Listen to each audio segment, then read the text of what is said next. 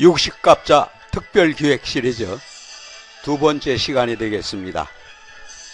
오늘은 기사, 경호, 신미, 임신, 계유, 갑술생에 대해서 질병과 성격을 진단해 보도록 하겠습니다.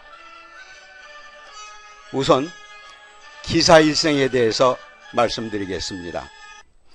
기토는 음토로서 습토입니다.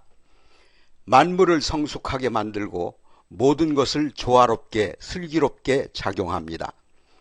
사화는 음화이지만은 음기가 다하고 양기의 기운으로 가득 차 있습니다. 사화의 기질대로 불같은 성격에 변덕스럽지만 감정이 풍부하여 예술적 문학적 소질이 다분합니다.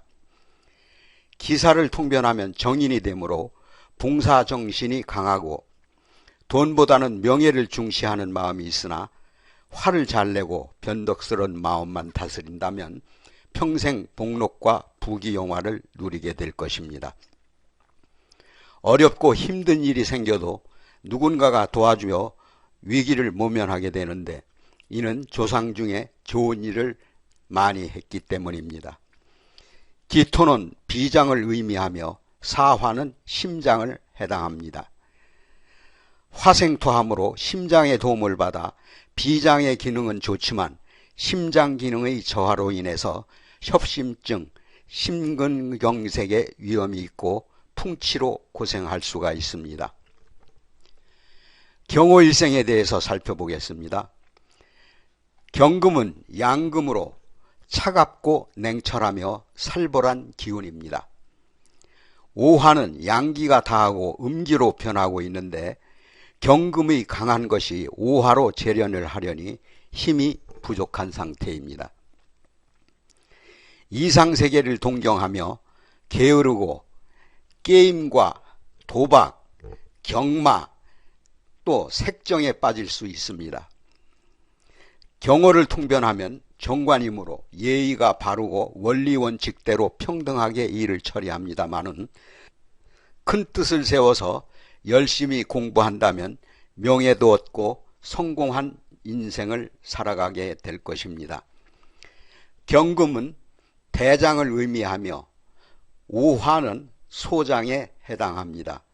너무 마른 체질이라면 소장 기능에 문제가 있고 살이 찐 비만 체질이라면 대장 기능에 문제가 있습니다. 신미일생에 대해서 살펴보겠습니다.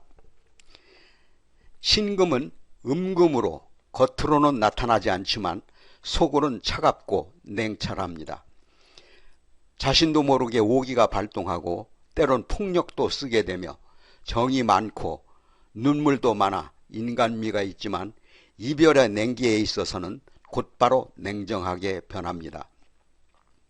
미토는 양의 기운을 열매를 맺기 위해 사력을 다하여 음의 기운으로 전환할 시기이므로 세상살이가 무엇인지를 알게 될 때입니다. 신미를 통변하면 편인이 되고 예능, 문학적 재능이 뛰어나지만 자신과 뜻이 맞지 않으면 누구라도 등을 돌리는 기질이 있습니다. 내가 누구한테 도움을 주었다면 도와준 것으로 끝나는 것이 아니라 꼭 무엇을 받으려 하기 때문에 항상 불안하고 늘 누군가를 원망하며 살게 됩니다.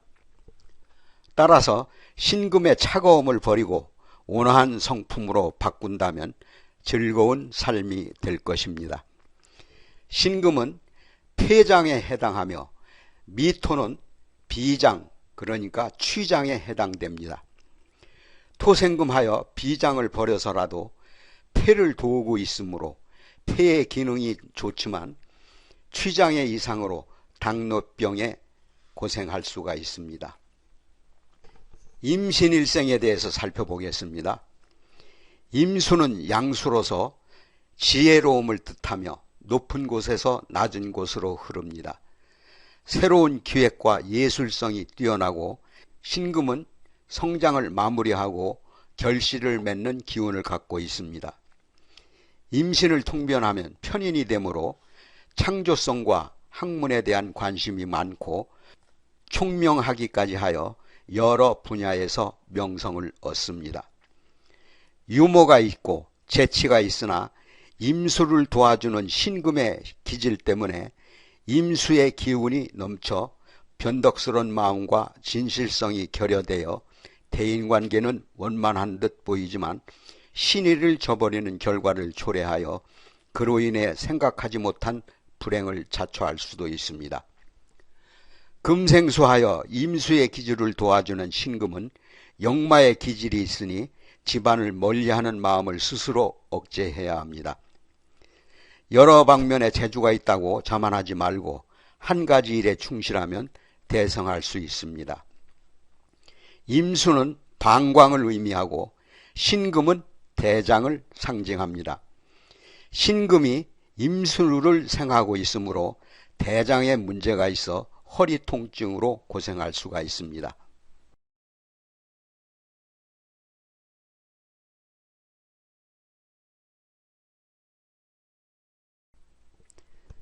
계유일생에 대해서 살펴보겠습니다.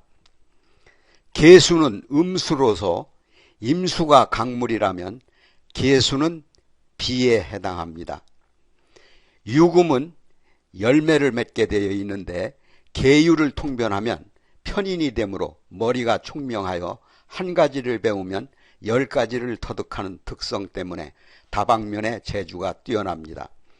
남을 무시하는 기질이 있고 음수의 기운이 강해지면서 이성 문제로 고민과 갈등을 겪게 되는데 이는 유금이 열매를 맺고 본체와 떨어져야 하는 운명적인 이별을 할 때 뒤를 돌아보지 않는 냉정함이 있기 때문입니다. 이성 간에 만나고 헤어짐을 쉽게 생각할 수 있으므로 결혼은 실패할 확률이 많습니다. 대인관계는 원만하고 사람 사귀는 것을 좋아하여 그로 인해 정신적으로 고통을 받을 수 있으니 특별히 마음 수행을 게을리하지 말아야 할 것입니다. 계수는 신장에 해당하며 유금은 폐장에 해당합니다.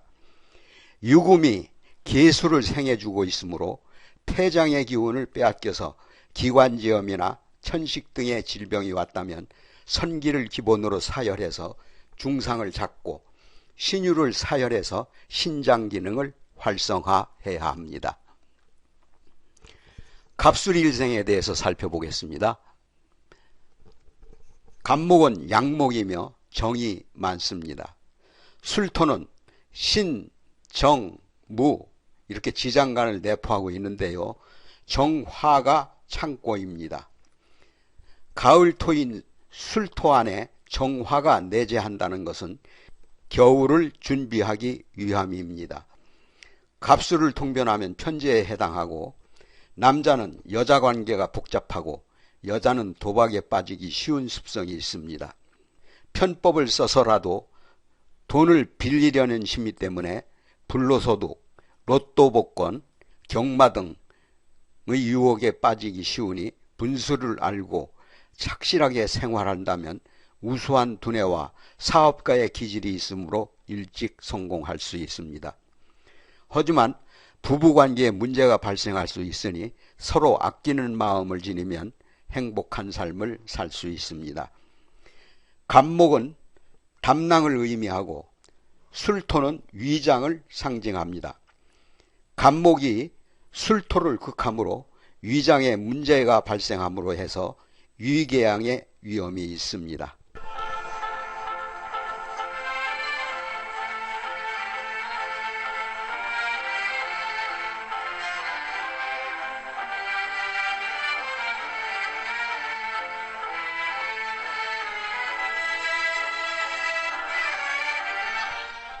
지금까지 육식갑자 특별기획 시리즈 기사, 경호, 신미, 임신, 계유, 갑술일생의 질병과 성격에 대해서 진단해 봤습니다.